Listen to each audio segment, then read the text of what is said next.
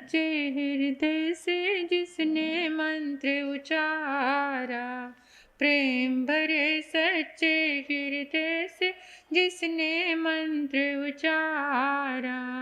नमो अरिहंताण नमो सिद्धाण, नमो आयरियाण नमो वज्रायण, नमो लोए सब साहुन, उसका बेड़ा पार हुआ, सबका बेड़ा पार हुआ।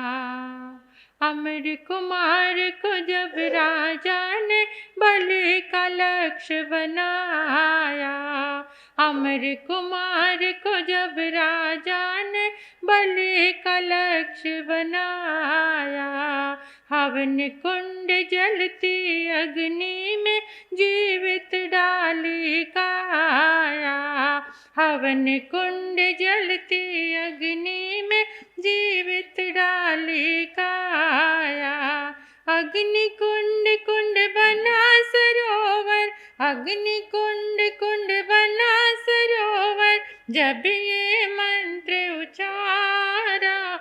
नमो अरिहंताण नमो सिद्धाण, नमो आयरियाण नमो वज्रायण, नमो लोए सब साहुण, उनका बेड़ा पार हुआ, सबका बेड़ा पार हुआ, सबका बेड़ा पार हुआ।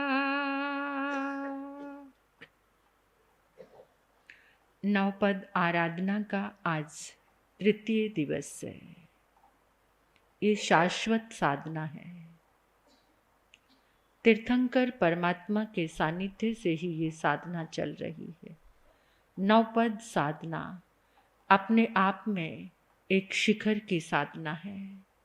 जो भी ओली तप की आराधना, क्योंकि ये जो दिन है ये बहुत साधना वाले दिन हैं। इसमें जो भी साधना की जाती है वो सिद्धि को प्राप्त हो जाती है, यानी उस साधना से आत्मा का विकास होता है। दुर्भावनाएं, दुष्वृत्तियाँ, असुरी वृत्तियाँ शांत हो जाती हैं इन दिनों में। चारों तरफ आप देखोगे कि कितने विपुल मात्रा में ओली तप की आराधना चल रही है, और उस ओली तप की साधना से तप, जप और श्रीपाल मैना सुंदरी का चरित्र भिन्न भिन्न रूप में, अनेकों रूपों में नमोकार मंत्र के दिव्य प्रयोग, यानी नवपद के बहुत दिव्य प्रयोग हो रहे हैं। तो आज का की जो आराधना है, ओम ह्रीं श्रीं नमो आयरियाणं की आराधना है। नमो आयरियाणं आचार्य को वंदन किया गया है, आचार्य भगवंतों को, और इसका जो रंग है वो पीला है। नमो आयरियाणं की जो विधि के साथ ओली तप करते हैं उनको आज 36 माला की आराधना करनी है, क्योंकि आचार्यों के गुण कितने हैं? 36 गुण के धारी हैं। और 36 तिकुतों के पाठ से वंदन, 36 लोगस का ध्यान, 36 नमोत्थुणं की साधना। जो धान्य आइंबिल करते हैं, आज पीले रंग का धान्य लेना होता है। जो अनाज लेना है वो पीले रंग का लेते हैं। और जो खुले रूप में करते हैं, जिनकी सामर्थ्य अपनी मन भावना से, श्रद्धा से जो खुले रूप में करते हैं, उनको रोज की तरह ही 20 माला ओम ह्रीं श्रीं नमो आयरियाणं की और 20 तिकुतों के पाठ से वंदन करेंगे, 20 लोगस का ध्यान करेंगे, 20 ही नमोत्थुणं की साधना करेंगे। नमो आयरियाणं का ध्यान कहाँ किया जाता है? ये बहुत अद्भुत है।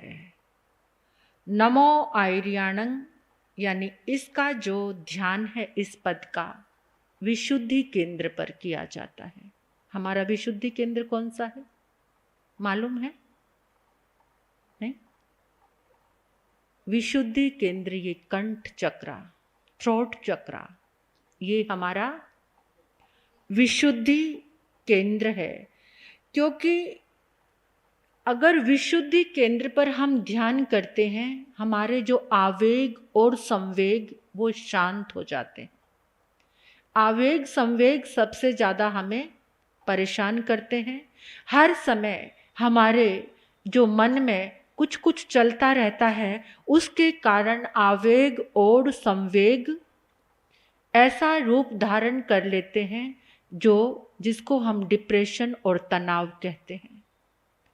तो इस केंद्र पर यहाँ पर जो पीले रंग का ध्यान, ऐसे ही 4 सोपान से ध्यान किया जाता है कि पीले रंग का जो यहाँ पर ध्यान करते हैं उससे क्या होता है। जैसे एक तो नमो आयर्याणं पूरे पद को पीले रंग से यहाँ पर देखना, या फिर आचार्य के गुण या आचार्य भगवान की प्रतिमा को, उनके स्वरूप का यहाँ पर ध्यान करना, या एक एक अक्षर को अंदर जाते हुए देखना।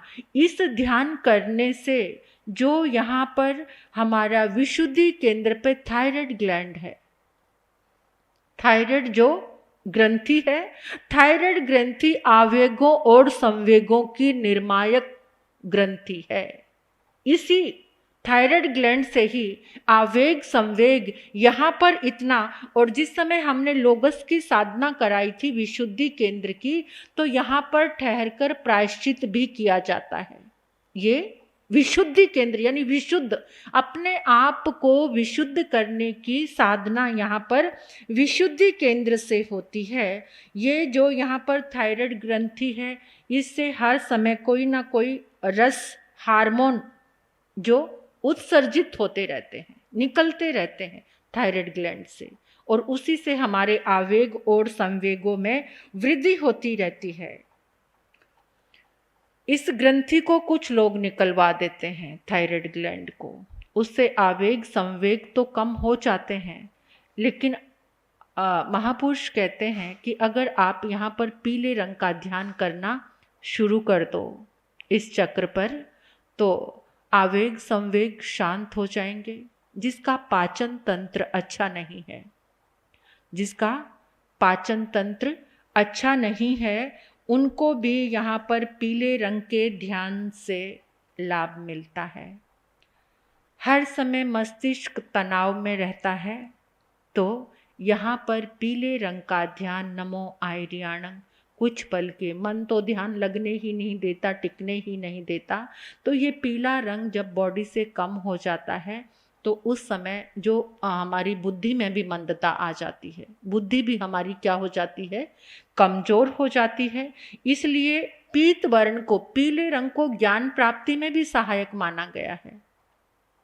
जैसे कोई बच्चा पढ़ता नहीं है, अगर आप उसको पीले रंग का स्वास्तिक बनाकर, पीले रंग की जो बैकग्राउंड है उसको आप, वो स्वास्तिक अगर आप उसको दिखाते हैं, तो उससे उसकी जो बुद्धि की मंदता कम होती है। पीले रंग में बैठना, या उसके रूम में कुछ एक वॉल पर थोड़ा पीला रंग करवा देना, उससे भी ये ज्ञान प्राप्ति में सहायक होता है। और पीला रंग प्रकाश और ज्ञान का सूचक है। तो यहाँ पर आचार्य जो हैं वो ज्ञान के स्वरूप हैं, ज्ञानदाता हैं, तो ज्ञान प्राप्ति में मार्गदर्शन करते हैं, रक्षण करते हैं।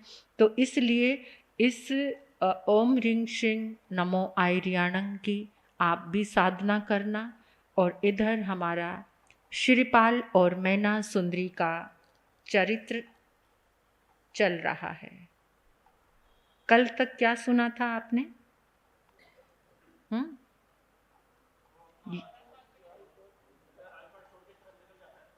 राजपाट छोड़कर अपने भाग्य की परीक्षा के लिए कि यहाँ मेरी पहचान मेरे ससुर से हो रही है, मुझसे नीच और कोई भी नहीं है, कि मेरी पहचान ससुराल के नाम से हो। मैं विमल वंश का बेटा हूँ।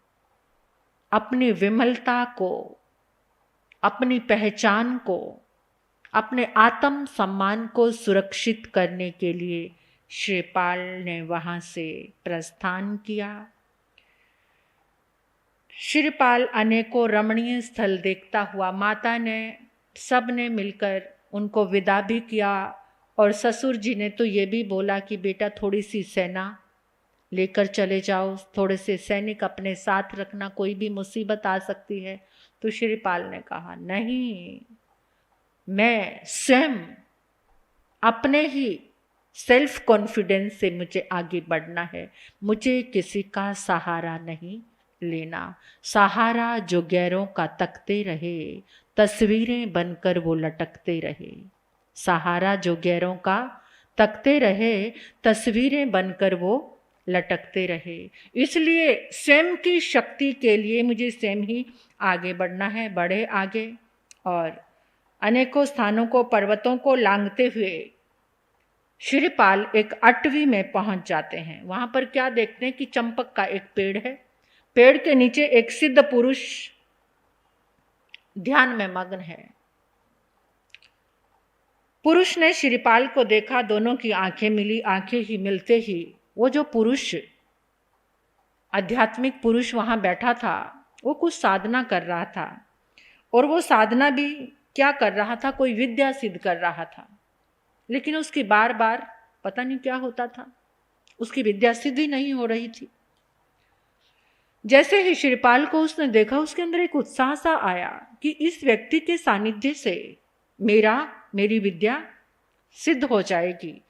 और कहते हैं श्रीपाल तो नवपद की आराधना से उसका पुण्य जागृत हो ही चुका था। और पुण्यवान व्यक्ति जहाँ कदम रखता है वहाँ मिट्टी भी सोना बन जाती है। और जब पुण्यहीन होता है तो मैंने बताया था ना उस दिन कि सोना भी मिट्टी बन जाता है। कलिकाल सर्वज्ञ आचार्य श्री हेमचंद जी महाराज जब मुनि बने तो वो किसी श्रेष्ठी के यहाँ पर गोचरी के लिए गए। तो उस समय सेठ ने बहुत पुराने समय से उसके महल के कोने में, हवेली के कोने में एक मिट्टी पड़ी थी। उन्होंने सोचा कितने टाइम से ये मिट्टी पड़ी है, उन्होंने उसको बाहर फेंकवा दिया। बाहर एक जगह स्थान था खाली, वहाँ पर हेमचंद मुनिवर जब गोचरी के लिए आए तो वो मिट्टी पर बाय चांस उनका पाँव पड़ गया। जब मिट्टी पर पाँव पड़ा तो सेठ ने देखा, सेठ उनके चरणों को देख रहे थे, बड़ी भक्ति से मुनि को गोचरी के लिए लाए थे। तो उन्होंने देखा जहाँ उस मिट्टी पर उनके पाँव से स्पर्श हुआ, मिट्टी चमकने लगी। तो सेठ को बड़ा आश्चर्य हुआ कि मैंने जिस मिट्टी को बेकार समझकर, कहता इसका परीक्षण कराना चाहिए। उस मिट्टी को लेकर वो मार्केट में गया, मार्केट में किसी को दिखाया तो उन्होंने कहा कि ये मिट्टी साधारण नहीं, ये सोने की कीमत है, सोने के कुछ करने में इसका प्रयोग होता है। तो सेठ दंग रह गया और उसने वो सारी मिट्टी को बेच दिया। बेचा वो मिट्टी नहीं, तेज मतूरी कुछ नाम था उसका, जो एक बहुत अच्छी मूल्यवान कीमत वाली थी।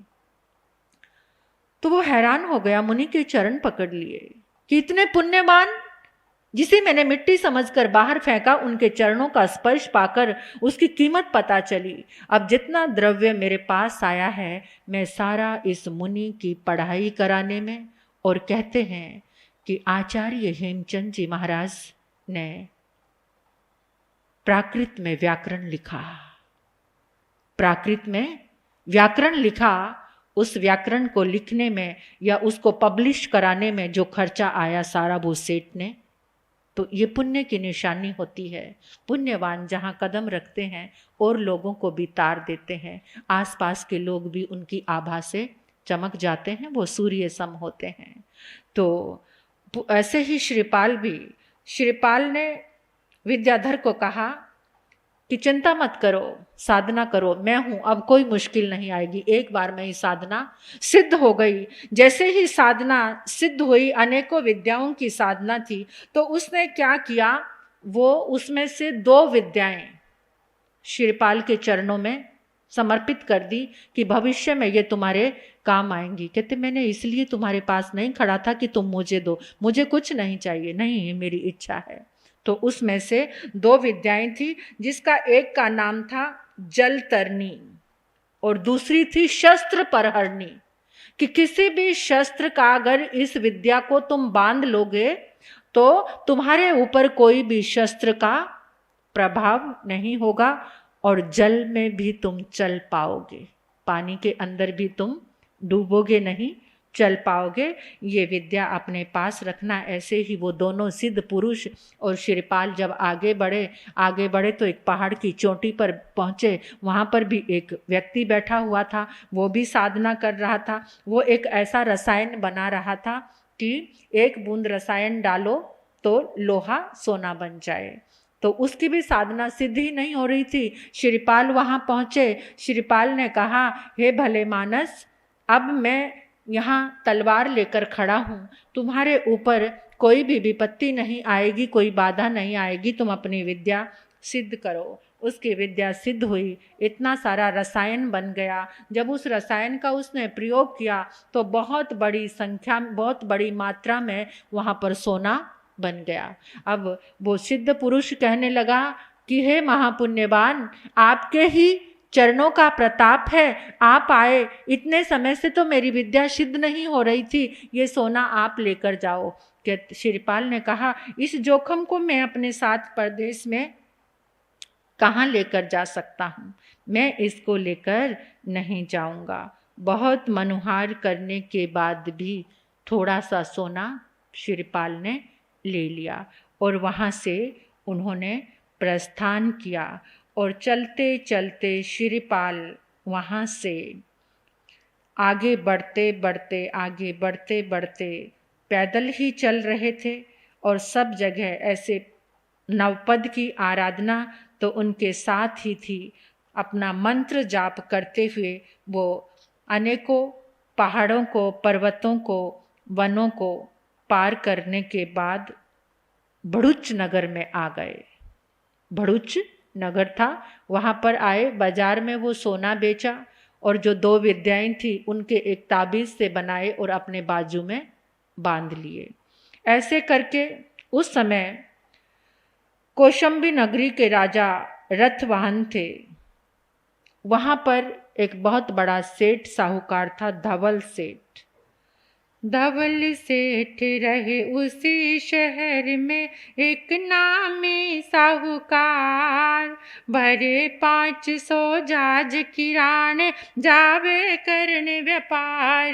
ओ शिरपाल नरेश्वर समरियो परमेष्टि, नवपद प्रेम से शिरपाल नरेश्वर। शिरपाल तो नगर की शोभा को देखकर किसी को जानता नहीं था। एक उद्यान देखा, उद्यान में एक चंपक का पेड़ था, चंपक के पेड़ के नीचे आकर सो गया। तो वहीं पर धवल नाम का एक सेठ रहता था। 500 जहाज माल के भरकर वो देशाटन परदेश में जा रहा था अपना सामान बेचने के लिए। हजारों ही सैनिक उसने अपने साथ में रखे हुए थे।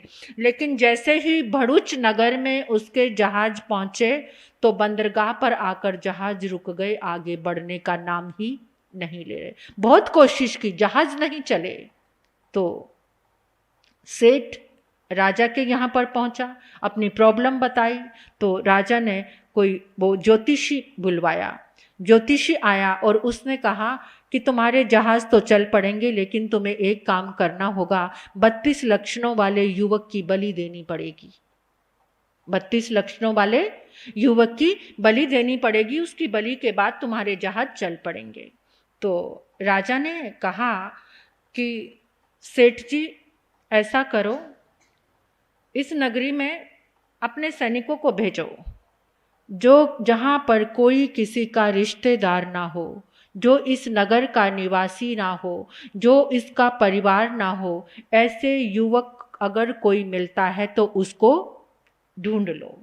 तो सैनिक जो थे वो निमित्तिक ने यानी ज्योतिषी ने जो बताया तो वो ढूंढने के लिए निकले। और ढूंढते ढूंढते वो कहाँ पर आ गए? उसी उद्यान में आ गए, चंपक पेड़ के नीचे, और जैसे ही ऐसे आहट हुई तो शिवपाल उठा, देखा चारों तरफ से सैनिकों ने घेरा हुआ है। पूछा क्या बात है। एकदम उसकी रोबदार आवाज़ सुन के जो आए थे सैनिक वो तो डर गए और उन्होंने कहा बात तो कुछ भी नहीं है, बात ये है हमारे जो सेठ जी हैं उनके जहाज़ नहीं चल रहे, तो आपकी मतलब ज्योतिषी ने बताया है बलि देनी है, और आप ऐसे युवक हैं कि आपका यहाँ पर कोई भी नहीं है, इसलिए हम।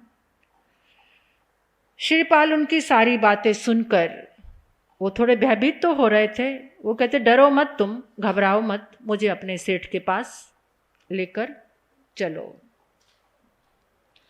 सेठ ने जैसे ही शिवपाल को आते हुए देखा और उसने एकदम कहा, आदेश दिया कि इसका पिट्ठी मर्दान कराओ, नहलाओ धुलाओ, बाजे बजवाओ और इसे बलि के लिए तैयार कर दो। शिवपाल सेठ के पास जाकर कहने लगा, आप बलि देना चाहते हो, किस लिए? कहते मेरे जहाज नहीं चल रहे इसलिए। तुम जहाज चलाना चाहते हो या बलि देने में तुम्हारा इंटरेस्ट है? कहते मुझे बलि से क्या मतलब है, मुझे तो अपने जहाज चलाने हैं। तो शिवपाल ने कहा कि और भी कोई युक्ति हो सकती है, मुझे लेके चलो अपने जहाज के पास, मैं तुम्हारे जहाज चला देता हूं। तो सेठ शिवपाल को लेकर वहां पर आया। शिवपाल ने नवपद की आराधना की, ध्यान लगाया और जोर से जहाज को लात मारी तो जहाज चल पड़ा। शिवपाल को बहुत तेज क्रोध आया। अरे मूर्ख सेठ, तू दूसरों की बलि देना चाहता है, दूसरों के प्राणों का हनन करना चाहता है। एकदम शिवपाल को इतना क्रोध आया, उसने अपना तीर कमान उठाया और उसके जो 10,000 सैनिक थे वो फटाफट एकदम सेठ के बचाव में, लेकिन उसके सामने कोई भी नहीं डटा। शिवपाल ने एक ही तीर में सबको उड़ा दिया, दूर भगा दिया। ऐसा अलौकिक तेज देखकर सेठ तो शिवपाल के चरणों में झुक गया, हाथ जोड़कर कहने लगा, मुझे क्षमा कर दो अन्यायी, अत्याचारी, दूसरों की बलि में विश्वास रखने वाले। अभी मैं चाहूं तो तुझे मौत के घाट उतार सकता हूं। लेकिन सेठ ने हाथ जोड़कर कहा, मुझ पे करुणा करो, आप तो दया के अवतार हो। शिवपाल का क्रोध शांत हुआ। चारों तरफ शिवपाल के जय जयकार होने लगे। और इधर धवल सेठ ने शिवपाल को प्रसन्न होकर 1000 स्वर्ण मुद्राएं दी और कहा कि मैं निवेदन करता हूं कि आप मेरे साथ चलो। शिवपाल कहने लगा कि आपके कितने सैनिक हैं? कहते 10,000। कहते उनको क्या देते हो आप? कहते मैं तो उनको 1000 स्वर्ण मुद्राएं देता हूं। कहते मैं प्रतिवर्ष 1 करोड़ स्वर्ण मुद्राएं लूंगा। तो सेठ कहने लगा, तो मेरा दिवाला निकल जाएगा, सबको 1-1 करोड़ स्वर्ण मुद्राएं दूंगा तो मेरे पास क्या बचेगा? ये ऐसा नहीं, तो कोई बात नहीं, चल मुझे ऐसे देशाटन के लिए चलो, मैं तुम्हें किराया दूंगा हर महीने का 100 स्वर्ण मुद्राएं, मैं देश विदेश देख लूंगा, मुझे अपने साथ ले चलो। अब अपने साथ सेठ ने ले लिया। जहाज आगे बढ़ने लगे। करते करते एक बंदरगाह के बीच पर सेठ ने अपने जहाजों को फिर रोका, वहां से कुछ ईंधन पानी लेना था। तो जैसे ही जहाज रुके, वो बब्बर कांटा द्वीप था, तो वहां पर सैनिक तैनात रहते थे कि कोई भी नया जहाज आएगा तो कर लेने के लिए।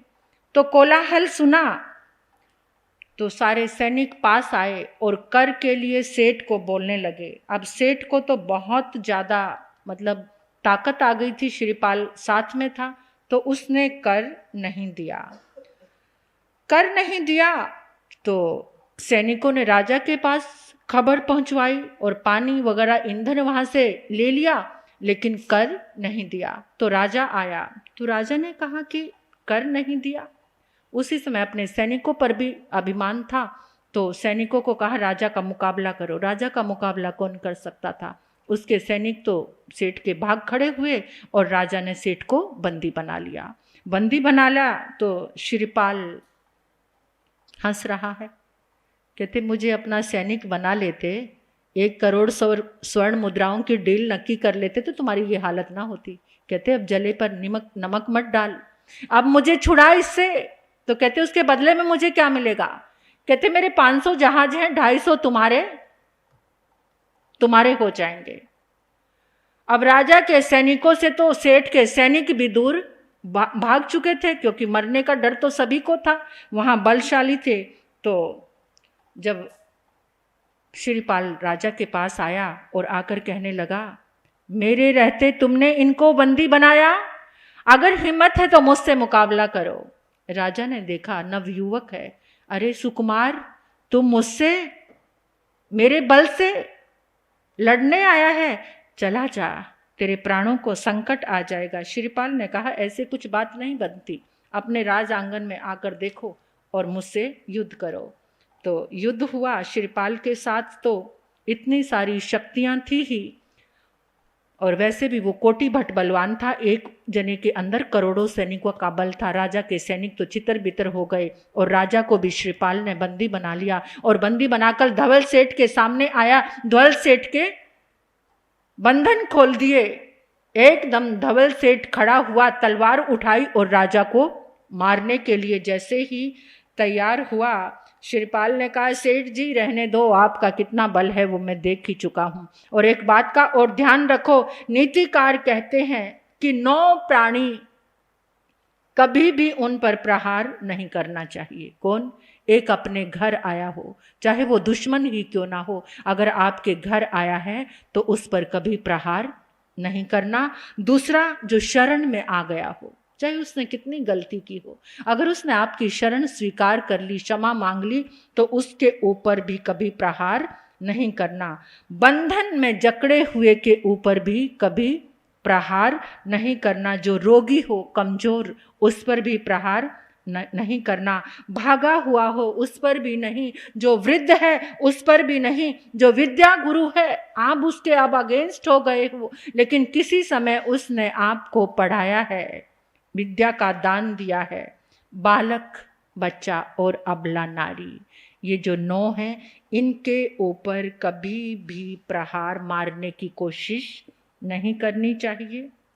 तो श्रीपाल ने बब्बर नरेश को बंधन से मुक्त किया। सेठ के जो सैनिक भाग गए थे उनको भी वापस बुलवाया, आ गए कि ये समय पे काम जरूर आएंगे। श्रीपाल ने देखा कि अब हमें चलना चाहिए, तो राजा से आज्ञा लेने लगे जाने की। राजा ने कहा कुछ दिन और रुको। तो कुछ दिन और रुकने के लिए कहा। राजा को श्रीपाल का व्यवहार बहुत अच्छा लगा और एक दिन श्रीपाल को कहा कि मैं अपनी पुत्री मदन सेना का विवाह तुम्हारे साथ करना चाहता हूँ। श्रीपाल ने कहा मुझसे ना मेरे कुल को जानते हो, ना किसी को जानते, ऐसे परदेसी के साथ अपनी बेटी को ब्याह दोगे? ये तो कुछ अच्छी बात नहीं है। राजा ने कहा कि हंस को देखकर पता चल जाता है कि ये हंस है, और हीरे की पहचान उसकी खान से पता चल जाती है। आप कोहिनूर हो, आपका व्यवहार, आपके बारे में इतने दिन से मैं देख रहा हूँ, तुम्हारे जैसा हीरा मेरे हाथ लगा है। मैं अपनी पुत्री का विवाह तुम्हारे साथ करना चाहता हूँ। मुझे कुल वगैरह को जानने की कोई भी आवश्यकता नहीं है।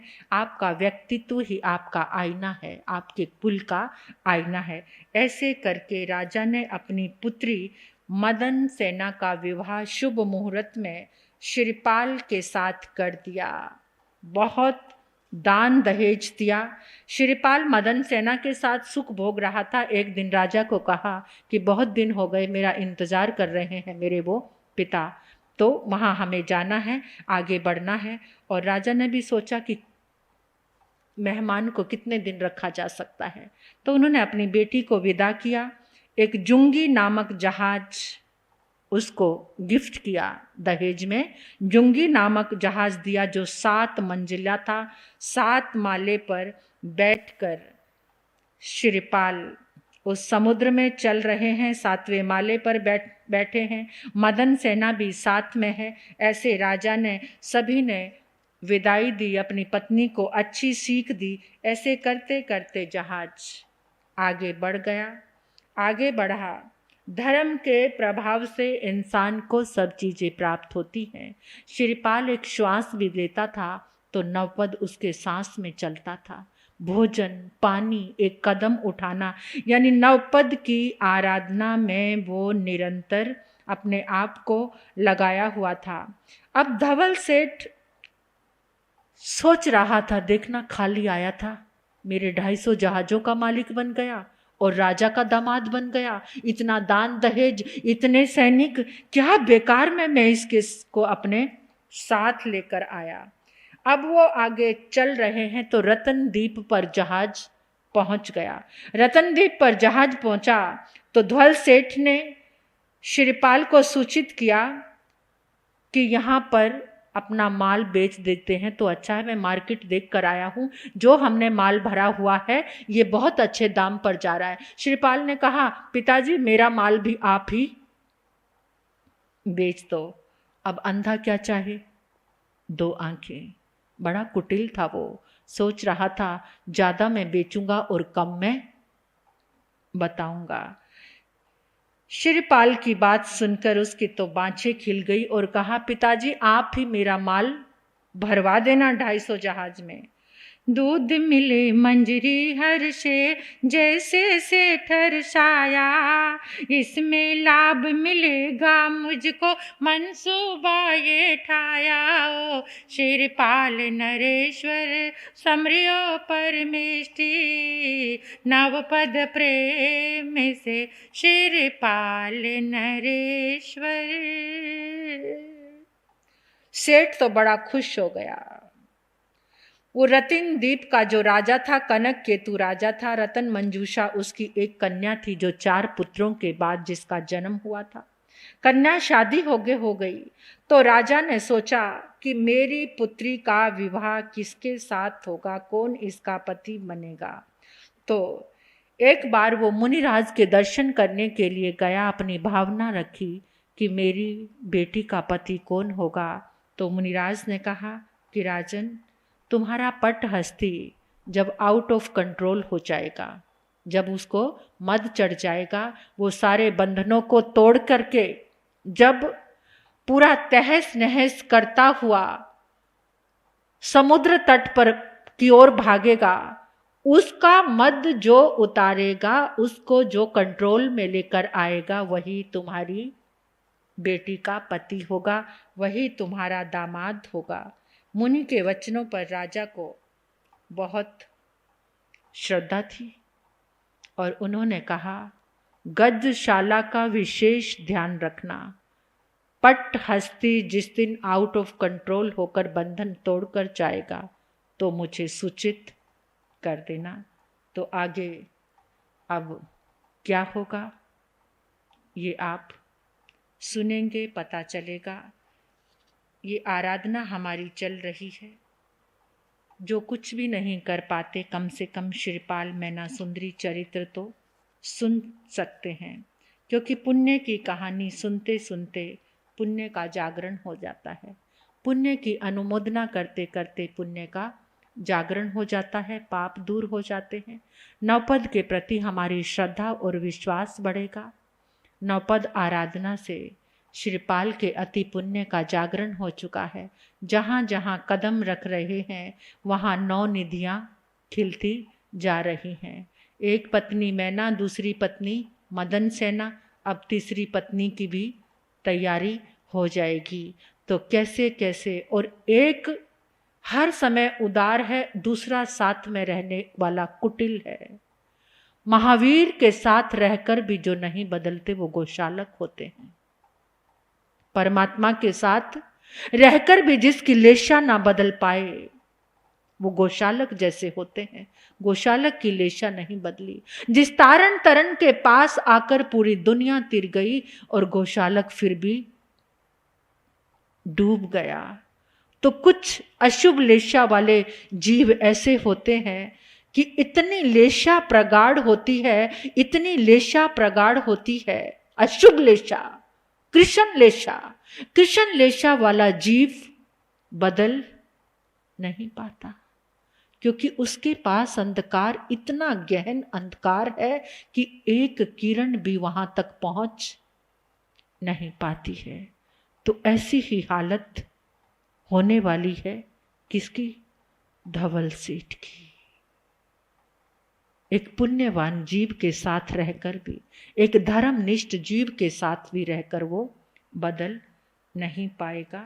तो ये कहानी नहीं, ये एक सुंदर चरित्र है एक महापुरुष का, जिसके जीवन में नौपद की आराधना है, धर्म है, करुणा है, प्रेम है, मैत्री है, आत्म विकास के मार्ग है। तो शिरपाल और मैना सुंदरी का चरित्र सुन के इतनी भावना तो भाया करो कि ऐसी श्रद्धा का आगाज हमारे भीतर भी हो, ऐसी श्रद्धा हमारे भीतर भी जन्म लिए कि हमारे सांस सांस में नवपद की आराधना हो, ना सांस सांस में नवपद समा जाए, प्रमिष्टि पंच प्रमिष्टि भगवान की ऊर्जा हमारे भीतर पहुँचे।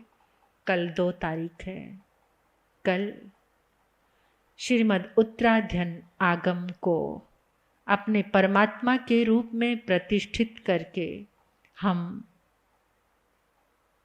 चलेंगे भक्ति के साथ। ये भक्ति के पल हैं।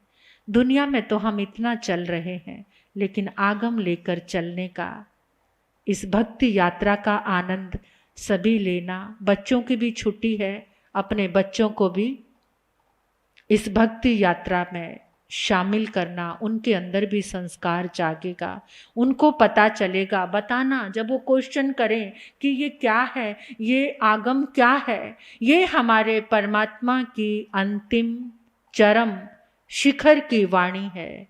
वो वाणी जो सबसे अलग 24 तीर्थंकरों में केवल परमात्मा प्रभु महावीर है, सबसे अलग। उनके जीवन का अवलोकन करोगे ना आप,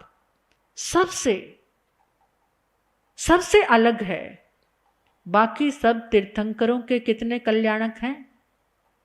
कितने? 5। भगवान के 6 कल्याणक हैं। पहले तो वो कल्याणक में ही अद्भुत थे, उसके बाद मां के गर्भ में प्रतिज्ञा करने वाले, इतनी करुणा बहाने वाले, वो पहले तीर्थंकर हैं। इसमें भी वो अद्भुत है।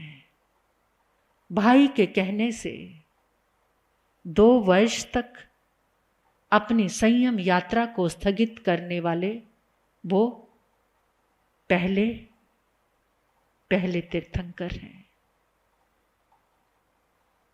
निर्वाण कल्याण की वेला में मौन नहीं रहे 24 तीर्थंकरों में, वो फिर अद्भुत हैं। सब मौन हो गए थे। परमात्मा ने, पता था मेरे बच्चे इस वाणी के बिना असहाय हो जाएंगे। आने वाले समय में तीर्थंकर के दर्शन, तीर्थंकर की वाणी। और आपको पता है कि जब पिता अंतिम समय में आपको पास बुलाकर कोई बात कहे, तो आप कितना मानते हो उस बात को? बता दो। आपके पिता संसार से जाने वाले हों और अंतिम समय आपको पास में बुलाकर कहें, बेटा ये काम जरूर करना, जिंदगी भर याद रखोगे या नहीं? रखोगे ना? मरने तक याद रखोगे? ये हमारे परमात्मा, हमारी आत्मा के पिता, उन्होंने अंतिम समय में ये उत्तराध्ययन आगम दिया। किसी को 5 गाथा भी आती है उत्तराध्ययन आगम की? कभी 5 गाथा भी पढ़ी आपने उत्तराध्ययन आगम की? क्यों? अपने पिता को इतना भूल गए हम।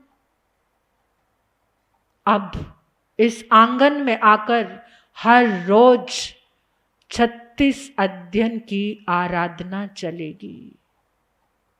आप जरूर सुनना, अपना अहोभाव जगाना, परम पिता ने अंतिम समय में जो हमें दिया वो हमें कितना याद रखना है, कितनी उसकी आराधना करनी है। तो कल से ही प्रारंभ होगा इस आंगन में हमारे परमात्मा का वो दिव्य आनंद, वो दिव्य वरदान, जिन वरदानों को केवल आपको पता नहीं है। याद करो वो रोहिणी चोर जिसने बिना इच्छा के परमात्मा की वाणी सुनी थी, तो वो मौत के मुंह से वापस आ गया था। और आप अगर श्रद्धा भाव से घर से चलोगे ये बात लेकर कि मेरे पिता के अंतिम वरदानों को मैं झोली भरकर लेकर आऊंगा, तो देखना आपका जीवन और घर कैसे भरता है। ये गारंटीड है, गारंटीड, 100% गारंटीड है। वो भाव लेकर तो आओ, भरने का भाव लेकर तो आओ। तो इस आंगन में होगी वो आराधना भक्तामर की साधना से। वैसे ही ये आंगन बड़ा साधनामय हो रहा है। रोज इतने दिव्य मंत्रों की गूंज, मंत्र जाप की तरंगे, और फिर उत्तराध्ययन। श्रीपाल मैना सुंदरी का ये चरित्र भी पूरा हो जाएगा, इसे भी हम पूरा कर देंगे। तो आपको कल भक्ति यात्रा में जरूर शामिल होना है।